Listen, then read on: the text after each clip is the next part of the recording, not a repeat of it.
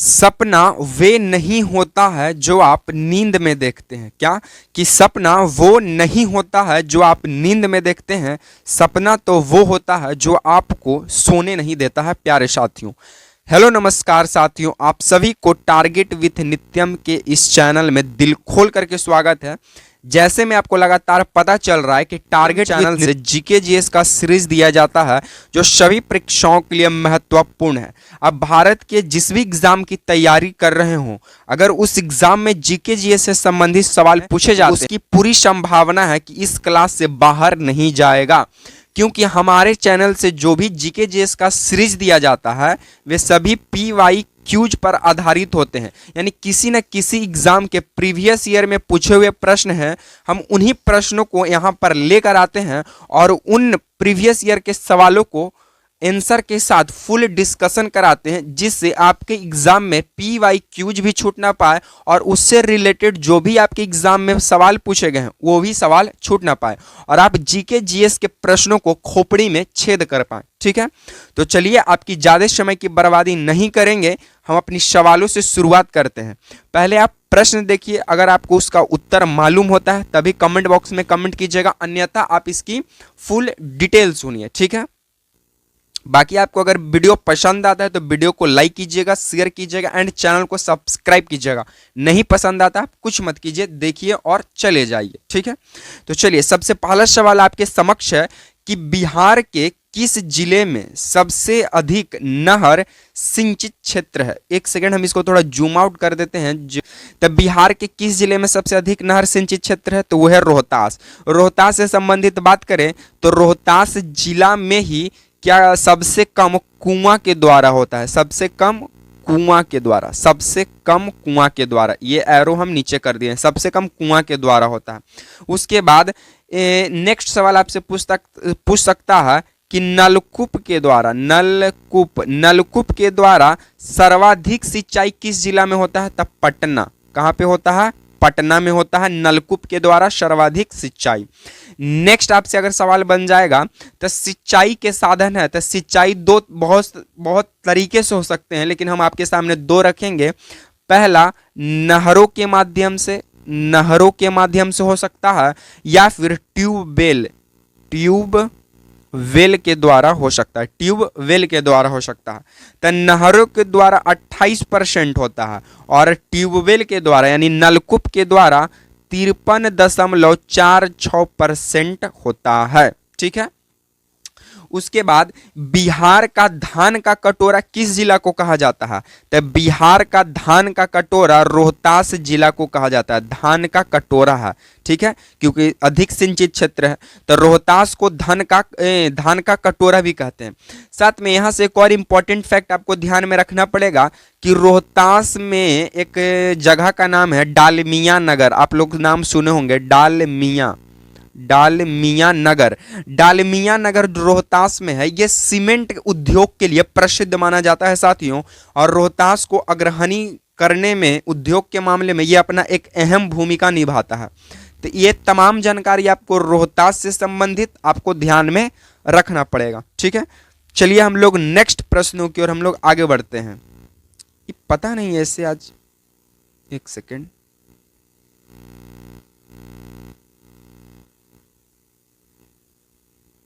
चलिए नेक्स्ट सवाल आपके समक्ष क्या है कि बिहार में लौटता मानसून प्रारंभ होता है। ऑप्शन ए है अक्टूबर के मध्य में, ऑप्शन बी अक्टूबर के प्रथम सप्ताह में, ऑप्शन सी नवंबर के मध्य में, या ऑप्शन डी कोई नहीं। तो आपको बता दें कि बिहार में जो मानसून लौटना प्रारंभ होता है वो होता है अक्टूबर के मध्य में। कब होता है साथियों, ऑप्शन नंबर ए अक्टूबर के मध्य में हो जाता है। बाकी अगर हम मानसून से रिलेटेड बात करें तो आपको बता दें कि जो मानसून शब्द है ये एक अरबी शब्द है। कैसा शब्द है, अरबी शब्द है। ठीक है, साथ में ये अरबी भाषा का शब्द है, कौन, मानसून। अरबी भाषा में मानसून का अर्थ क्या होता है आपको बता देते हैं। पहले उससे पहले आपको ये ध्यान रखना पड़ेगा कि मानसून जो है ये अरबी भाषा के मौसिम शब्द से बना है। किस शब्द से, मौसिम शब्द से बना है। ठीक है, तो मॉनसून जो है अरबी भाषा के मौसिम शब्द से बना है, जिसका अर्थ क्या है, मौसिम का अर्थ क्या है, तो ऋतुओं के अनुसार दिशाओं के बदलने वाले पवने, यानी कि ऋतुओं के अनुसार दिशाओं के बदलने वाली पवने होता है। ठीक है, चलिए ये तो आप समझ में गए सर। उसके बाद पवनों का जो प्रवाह होता है, पवनों का प्रवाह किधर से किधर होता है, तो पवनों का प्रवाह उच्च दाब से निम्न दाब की ओर होगा, निम्न दाब की ओर होगा पवन का प्रवाह, उच्च से नीच की ओर। ठीक है, और बिहार में जो मानसून जो है पूर्णतः कब लौटता है, यह तो पूछा है प्रारंभ का, लेकिन पूर्णतः बिहार में मानसून कब लौटता है, तो दिसंबर के महीने में। कब, दिसंबर के महीने में। तो ये यहां से इतने सवाल आपसे पूछ सकते हैं। तो बिहार में लौटता मानसून प्रारंभ होता है कब, अक्टूबर के मध्य में। मॉनसून जो है ये अरबी भाषा के मौसिम शब्द से मिलकर बना है, जिसका अर्थ होता है ऋतुओं के अनुसार दिशाओं को बदलने वाली पवनें। बाकी पवनों की दिशा की बात करें तो पवन उच्च वायु दाब से निम्न वायु दाब की ओर बहता है, और बिहार से मॉनसून पूर्णतः कब लौटता है, तो दिसंबर के महीने में लौट जाता है साथियों। ठीक है, आपको इतनी जानकारी ध्यान में रखनी पड़ेगी। ठीक है, और ये सभी बीपीएससी लेवल के सवाल आपको कराए जा रहे हैं। ठीक है, बीपीएससी टीआरई 4.0 में आपसे पूछे जा सकते हैं। चलिए नेक्स्ट प्रश्नों की ओर हम लोग आगे बढ़ते हैं। ये पता नहीं ये क्या हो जा रहा आज, सॉरी, पता नहीं ये क्या हो जा रहा। चलिए नेक्स्ट सवाल आपके सामने क्या है। नेक्स्ट सवाल आपसे पूछा जाता है कि किस नदी को नारायणी तथा सदा नीरा के नाम से जाना जाता है। ऑप्शन ए कोसी नदी, ऑप्शन बी गंडक नदी, ऑप्शन सी बागमती नदी, ऑप्शन डी महानदी। ठीक है, तो आपको बता दें सबसे पहले ये कोसी समझिए, ये जो कोसी नदी है, कोसी जो नदी है, इसे बिहार का शोक कहा जाता है, इसे बिहार का शोक कहा जाता है साथियों। बिहार का शोक किस नदी को कहा जाता है, तो बिहार का शोक कोसी नदी को कहा जाता है। गंडक की बात करें तो गंडक नदी का ही नाम नारायणी, सदानीरा, सप्तगंडक और काली गंडक है साथियों। काली गंडक है। ठीक है, तो आप इतने समझिए, गंडक नदी का नारायणी, सदानीरा, सप्तगंडक और काली गंडक के भी नाम से जाना जाता है। अब इसका पूरा विवरण ये पता नहीं सर ये क्या हो रहा है, चलिए एक सेकेंड, ये पता नहीं, एक सेकेंड आप होल्ड रखिएगा।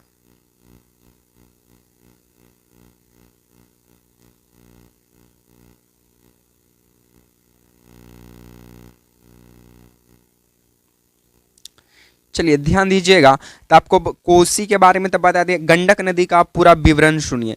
अगर बिहार की अगर हम चित्र रेखा की, एक सेकेंड,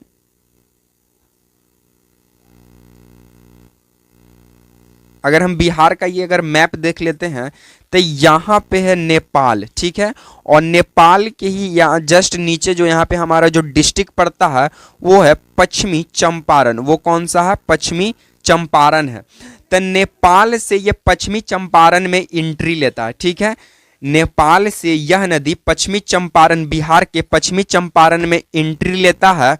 और पश्चिमी चंपारण, एक सेकंड यहाँ हम लिख देते हैं, पश्चिमी चंपारण, और पश्चिमी चंपारण में जिस जगह पे ये नदी एंट्री लेती है, गंडक नदी, उसका नाम है भैंसा लोटन। ठीक है, तो आप ये ध्यान दीजिए कि गंडक नदी नेपाल से होते हुए ये बिहार के पश्चिमी चंपारण के भैंसा लोटन नामक स्थान से बिहार में एंट्री लेता है। और जैसे ये बिहार में एंट्री लेता है तो पश्चिमी चंपारण के जस्ट नीचे है साथियों गोपालगंज। कौन सा है, गोपालगंज है। गोपालगंज के जस्ट नीचे आपको सिवान देखने को मिलेगा, सिवान, सिवान से जस्ट नीचे सारण देखने को मिलेगा और सारण से जस्ट नीचे आपको वैशाली देखने को मिलेगा साथियों।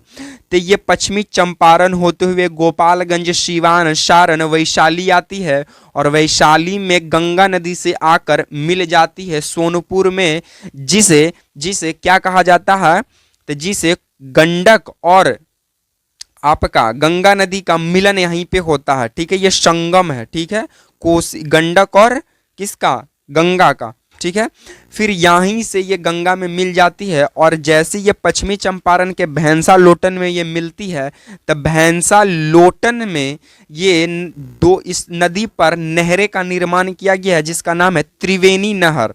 ठीक है, जो कि उत्तर प्रदेश आपका साइड को, रोहतास साइड को आपको लाभान्वित करता है जलों के द्वारा। ठीक है, तो ये जानकारी भी आपको ध्यान में यहाँ से रखनी पड़ेगी। ठीक है, बाकी इससे जितने भी रिलेटेड सवाल थे वो हम आपको करवा दिए हैं। ठीक है, चलिए नेक्स्ट प्रश्नों की ओर हम लोग आगे बढ़ते हैं।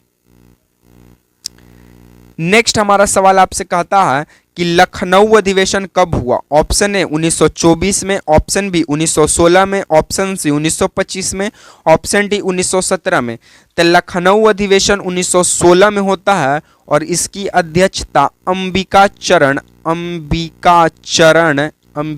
चरण मजमूदार करते हैं अध्यक्षता।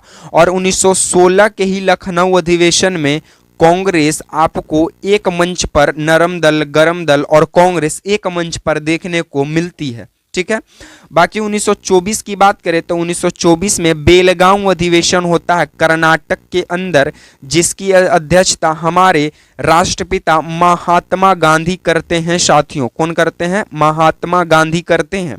ठीक है, 1925 में आपको देखने को मिलेगा कानपुर अधिवेशन, जिसकी अध्यक्षता हमारे कौन करती है? भारत की पहली महिला कौन करती है? सरोजिनी नायडू, जो कि कांग्रेस, भारत की पहली महिला जो कांग्रेस की अध्यक्षता करती है 1925 के अंदर कानपुर अधिवेशन की सरोजिनी नायडू। 1917 में कोलकाता अधिवेशन होती है जिसकी अध्यक्षता एनी बेसेंट करती है, जो कि पहली महिला कांग्रेस की होती है। देखिए, पहली महिला और भारत की पहली महिला में अंतर है। आपसे पूछेगा पहली महिला जो कांग्रेस की अध्यक्षता की वो थी एनी बेसेंट 1917 के कोलकाता अधिवेशन, लेकिन आपसे पूछ देगा कि भारत की पहली महिला जो कांग्रेस की अध्यक्षता की, तब भारत की ना बोल रहा है, तो सरोजिनी नायडू। एनी बेसेंट तो आयरलैंड की रहने वाली थी, तो सरोजिनी नायडू भारत की पहली महिला जो 1925 के अंदर कांग्रेस की अध्यक्षता करती है, कानपुर अधिवेशन के नाम से जाना गया। 1917 में कलकत्ता अधिवेशन एनी बेसेंट पहली महिला अध्यक्षता करती है। 1916 में लखनऊ अधिवेशन होता है जिसमें कांग्रेस एक मंच पे दिखाई करता है और अंबिका चरण मजमूदार इसकी अध्यक्षता करते हैं। 1924 में बेलगांव अधिवेशन होता है कर्नाटक के अंदर, जिसे हमारे राष्ट्रपिता महात्मा गांधी जी के द्वारा किया जाता है। ये तमाम जानकारी आपको कांग्रेस के अधिवेशन से याद करने पड़ेंगे और ये बीपीएससी टीआरई 4 पॉइंट में आपसे पूछे जा सकते हैं, क्योंकि बीपीएससी टीआरई 3.0 में पूछे जा चुके हैं यहाँ से सवाल। बाकी आज को हम सीरीज को यहीं पे समाप्त करेंगे। उससे पहले एक और सवाल है, देख लीजिएगा कि हर्यक वंश की स्थापना किसने किया? तो आपको बता दें कि ऑप्शन ए है बिंबिसार, ऑप्शन बी है अजातशत्रु, ऑप्शन सी है उदयन, ऑप्शन डी है बिंदुसार। तो आपको बता दें कि हर्यक वंश की स्थापना किया था कौन? बिंबिसार। ठीक है, और मगध का सबसे प्राचीन वंश जिसका उल्लेख रामायण और भागवत गीता, रामायणों और महाभारतों के द्वारा जो जिस वंश का किया गया है, जो कि मगध का प्राचीन वंश है साथियों, वो है हर्यक वंश। ठीक है, हर्यक वंश की स्थापना बिंबिसार के द्वारा किया जाता है और बिंबिसार के ही समय मगध साम्राज्य का सर्वाधिक विस्तार होता है। ठीक है, मगध का जो सर्वाधिक विस्तार हुआ वो हुआ बिंबिसार के समय। तब बिंबिसार के समय हुआ, तब बिंबिसार का युद्ध करने का दो तरीका था। पहला कि उससे जो ये राज्य को हड़पना चाहता था उससे युद्ध करके हड़प ले, या दूसरा वैवाहिक संबंध बनाता था, उसकी बेटी के साथ शादी करके दहेज में उस जगह को कब्जा कर लेता था। ये बिंबिसार का दो कूटनीति था जिसके वजह से बिंबिसार हिस्ट्री के इतिहास में ये हाईलाइट हुआ। बिंबिसार जो है अपने ज़्यादा ये युद्ध वुद्ध नहीं करता था, देखा कि युद्ध करने से अगर मिल जाता है तो ठीक है, नहीं तो उसके साथ उस राजा के बेटी के साथ ये शादी कर लेता था। बिंबिसार का ये हरकत उसका बेटा अजातशत्रु देखता है। अजातशत्रु का कह देता है कि आप हमको राजा बनाइए। बिंबिसार नहीं बनाता है। अजातशत्रु का करता है, अपने बापे यानी बिंबिसार को चाकू घोंपकर हत्या कर देता है और बिंबिसार को मारकर अपना बेटा अजातशत्रु गद्दी पर बैठ जाता है। अजातशत्रु को इतिहास में इसलिए जाना जाता है क्योंकि ये अपने ही बाप के मार के अपने गद्दी पर बैठ गया।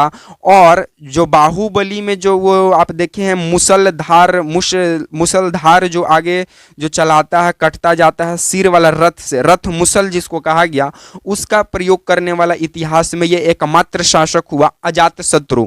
ठीक है, अजातशत्रु के ही समय जो है मगध का जो राजधानी कह सकते हैं वो राजगृह ही था और बिंबिसार के विषय में वही था। बिंबिसार पहले जो है ये बौद्ध धर्म को मानता है, बाद में ये जैन धर्म का मेंबर बन जाता है। साथियों, देखा कि हमारे दादा के मार दिया हमारा बाबूजी, तो बाबूजी के हम ही मार के फिर बन जाते हैं। तो अजातशत्रु के बेटा है या उदाइन, उदाइन जो है ये अपन बाप यानी अजातशत्रु के मार के ये खुद गद्दी पर बैठ जाता है। इसीलिए हर्यक वंश को पितृहंता वंश कहा गया, यानी इस वंश में जो लोग आए वो अपने ही बाप दादा के मतलब कि बाप के मारते गया और बेटा गद्दी पे बैठता गया। इसलिए हर्यक वंश को पितृहंता वंश के भी नाम से जाना जाता है। बाकी एक लास्ट ऑप्शन जो बिंदुसार आपको दिखाने को मिल रहा है, ये बिंदुसार कोई और नहीं, ये बिंदुसार वही है जिसे आप हिस्ट्री में मगध के सबसे बड़े राजा चंद्रगुप्त मौर्य के बेटे के नाम से जानते हैं। तो चंद्रगुप्त मौर्य का बेटा कौन था? बिंदुसार। तो ये तमाम जानकारी आपको यहां से ध्यान में रखने पड़ेंगे। ठीक है, तो आज को हम सीरीज को यहीं पे समाप्त करेंगे। बाकी वीडियो को देखने के लिए थैंक्स फॉर वाचिंग वीडियो। साथियों, वीडियो पसंद आता है तो वीडियो को लाइक कीजिए, शेयर कीजिए एंड चैनल को सब्सक्राइब कीजिए और कमेंट करना मत भूलिए कि आपको वीडियो कैसा लगा और हमारा समझाने का अंदाज आपको कैसा लगा। इसी तरह के सीरीज के साथ आपसे मिलेंगे नेक्स्ट वीडियो में। तब तक के लिए आप तमाम साथियों को देखने के लिए जय हिंद, वंदे मातरम।